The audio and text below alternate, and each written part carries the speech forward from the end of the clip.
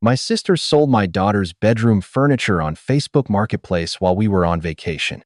By the time we got home, $3,412 worth of custom pieces was gone listed for just $800 like it was junk.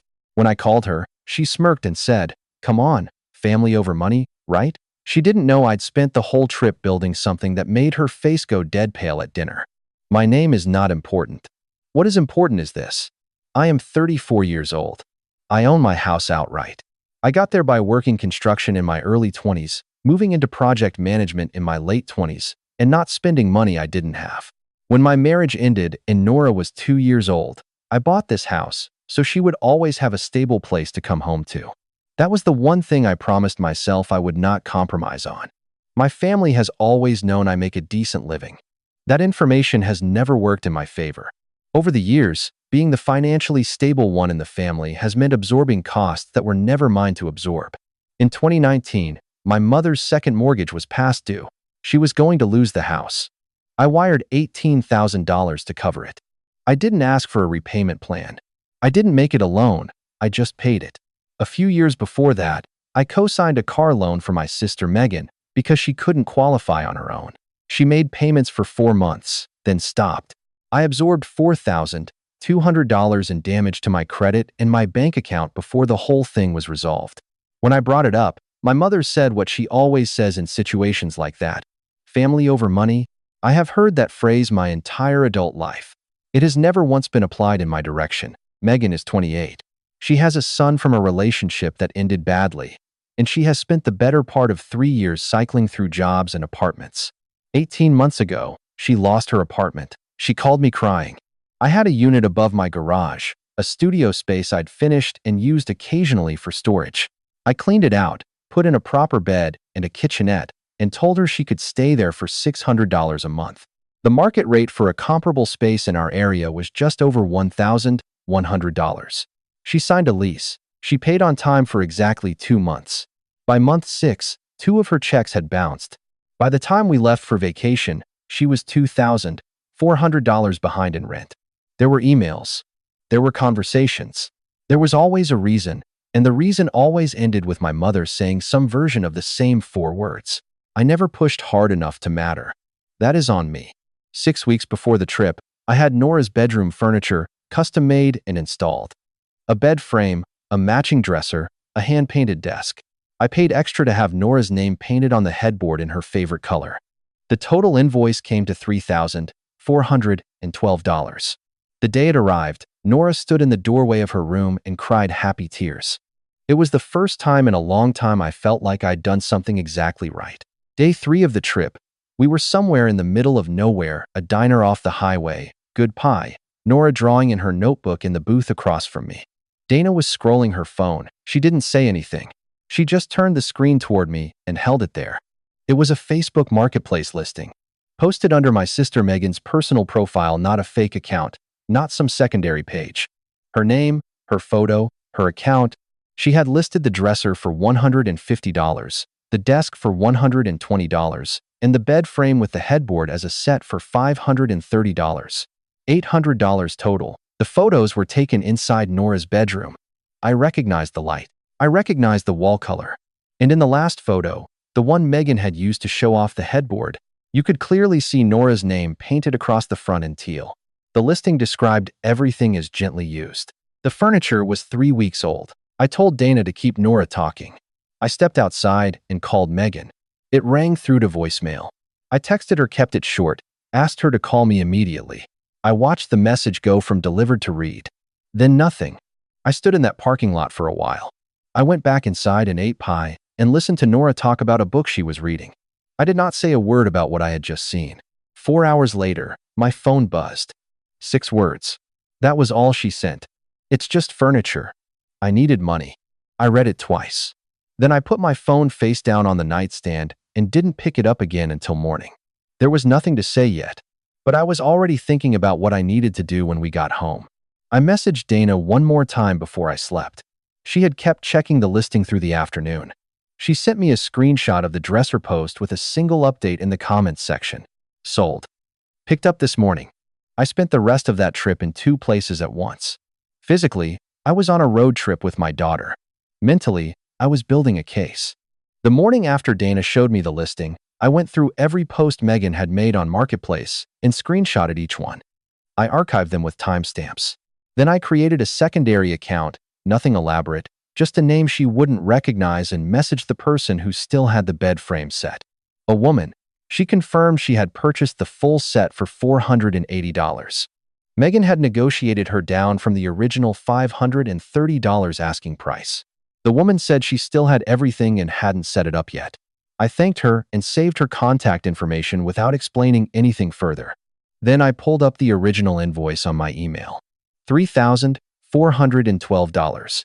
Paid in full on my credit card 6 weeks prior.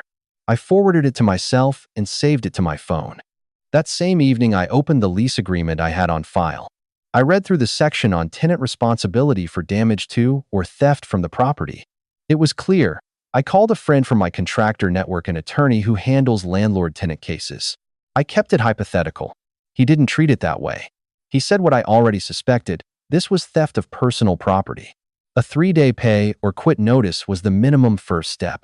A police report was also an option. I told him I wanted to try the civil route first. He said that was my call to make. I drafted the eviction notice on day 5 of the trip. I sat at the small desk in our hotel room while Nora slept a few feet away, and I typed it out carefully. I printed it at the hotel business center the next morning. I folded it and put it in my bag and didn't think about it again for the rest of the trip. When Nora asked why I seemed quiet, I told her there had been a small problem with the house and that we were going to fix it when we got home. She accepted that. She went back to her book. I watched her read for a while and tried to figure out how to explain to a 10-year-old that the person who sold her bedroom was someone she called family. I didn't have a good answer for that yet. The night before we drove home, I texted my mother. I kept it short. I needed to meet with her and Megan together. Thursday. Not a request. She replied within 4 minutes. What is this about? You're scaring me. Is everyone okay? I put the phone down and didn't answer her. We got home Sunday evening.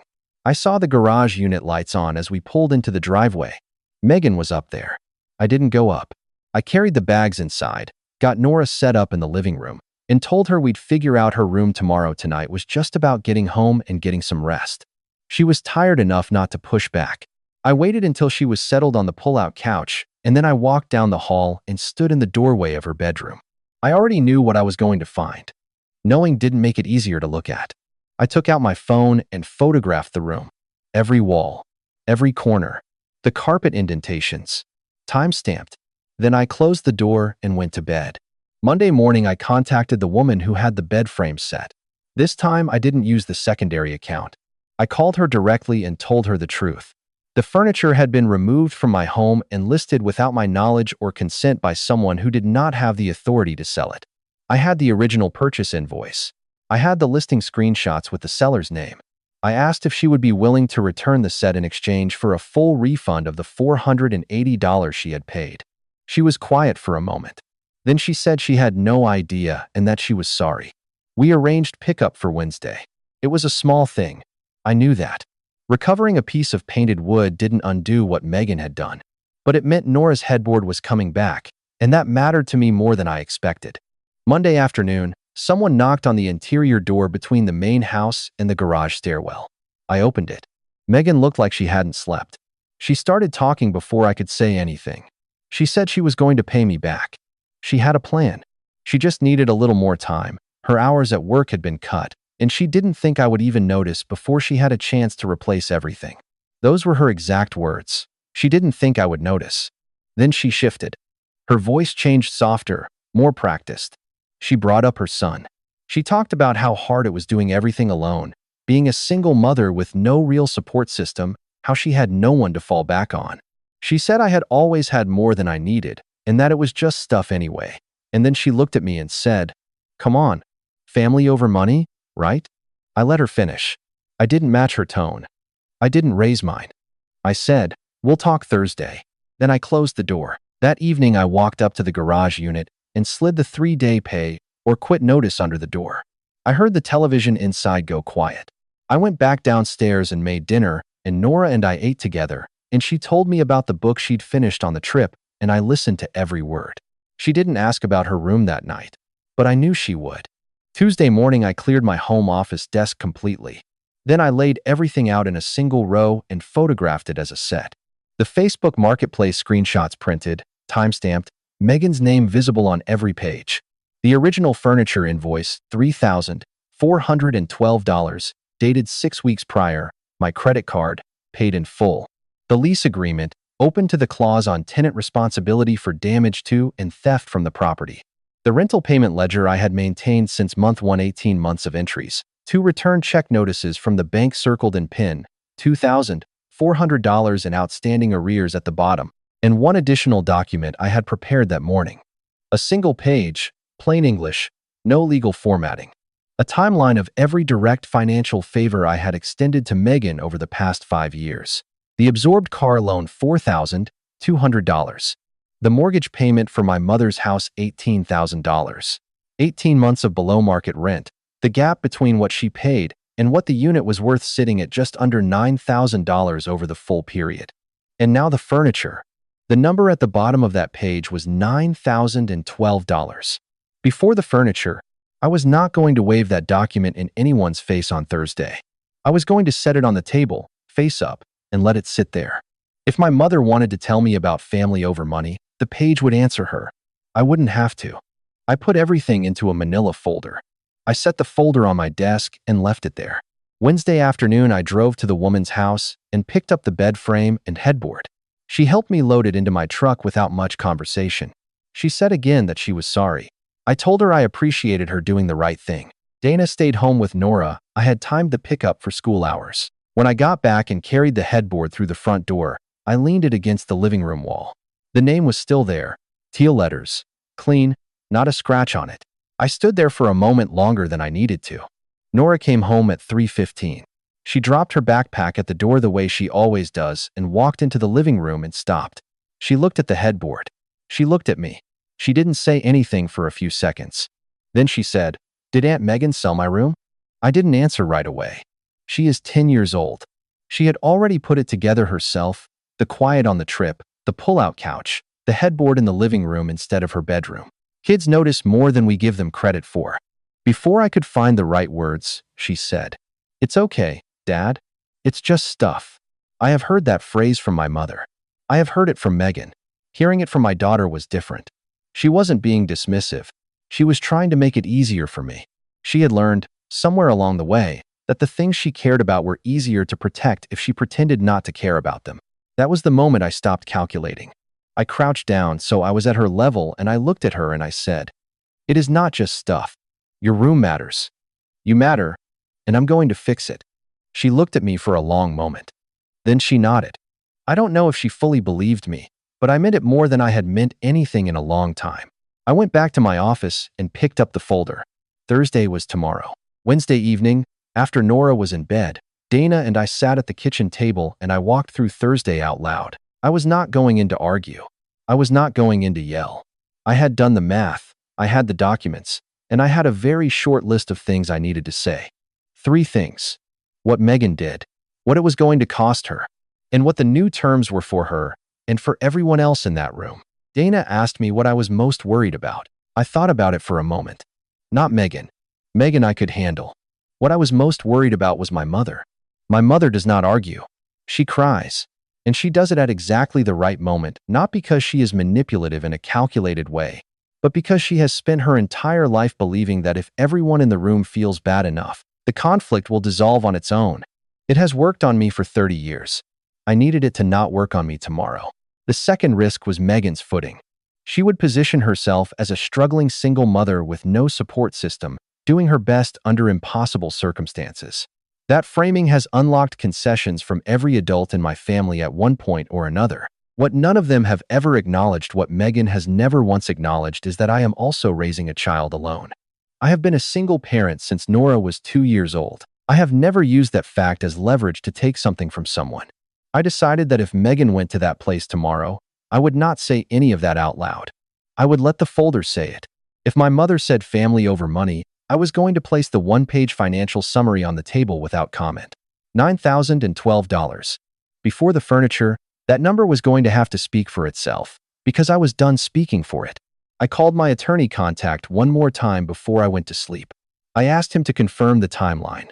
He told me that if Megan had not responded to the 3-day notice by Wednesday night and she hadn't, not a word, I had grounds to file the unlawful detainer on Thursday. Her silence was now part of the record. I thanked him and hung up. I knew exactly what I was going to say when I stood up to leave. I had one sentence. I had decided that whatever came after that sentence, tears, arguments, guilt, I was going to pick up the folder, say I would call next week, and walk out the door. No second round. No overtime.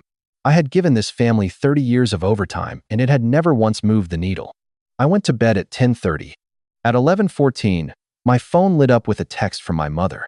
"Can't we just handle this privately? Megan is really upset." I set the phone face down on the nightstand. I had heard that question my entire adult life, phrased 100 different ways. It always meant the same thing: can we protect her from this?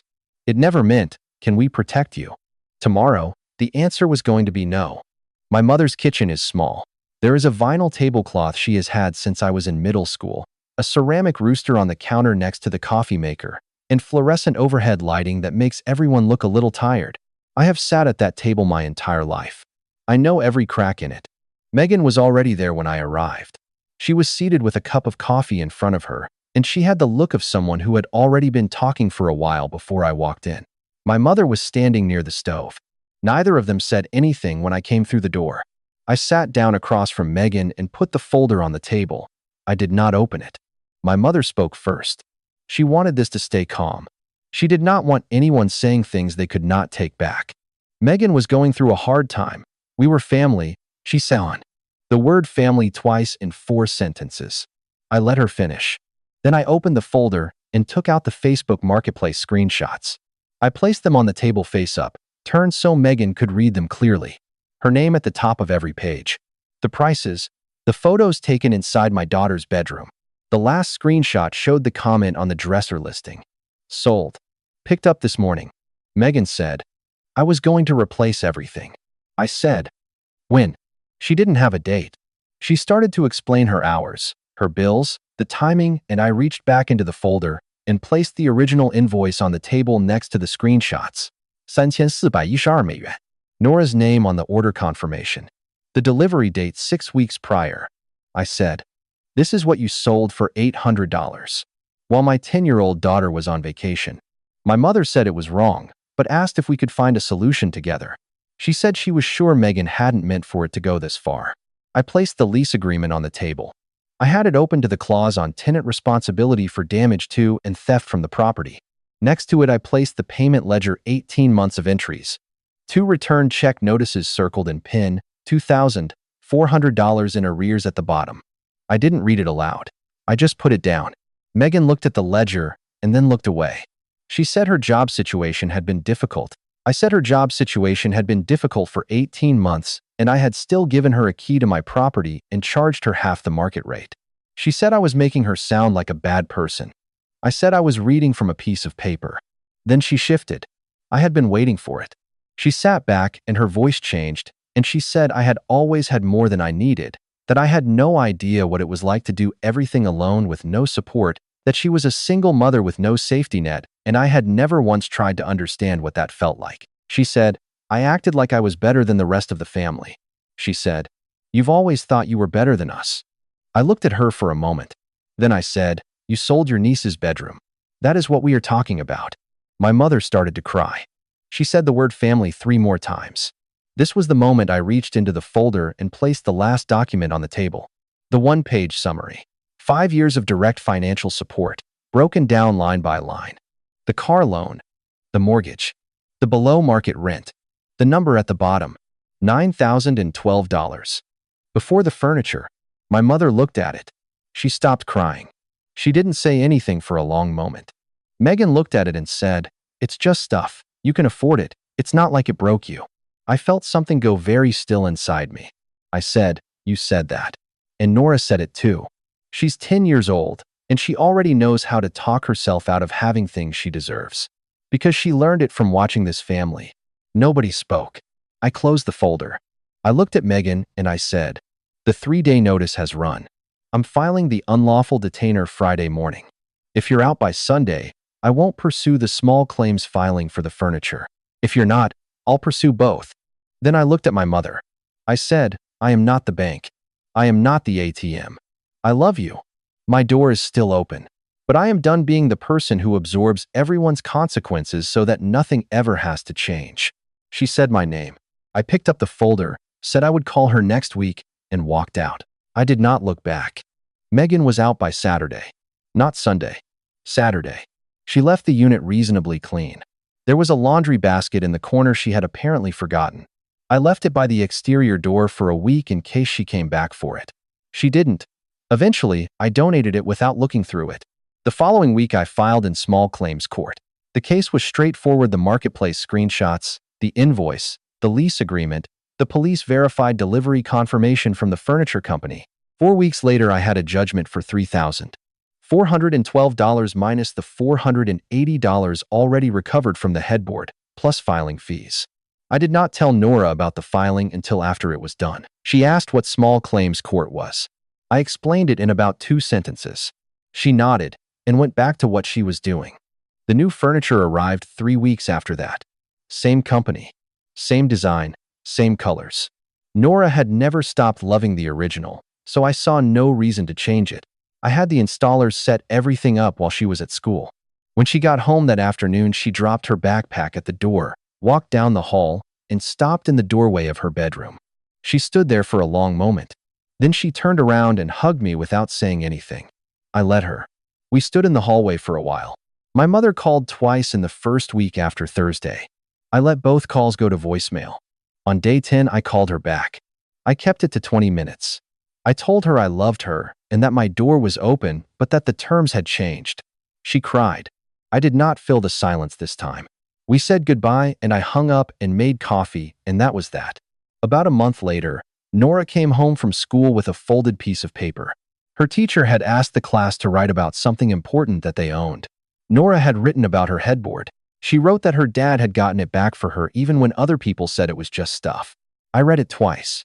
Then I opened my desk drawer, took out the manila folder, and placed the paper inside behind the marketplace screenshots, behind the original invoice, behind the lease and the ledger and the financial summary. Then I closed the drawer. I have not opened it since.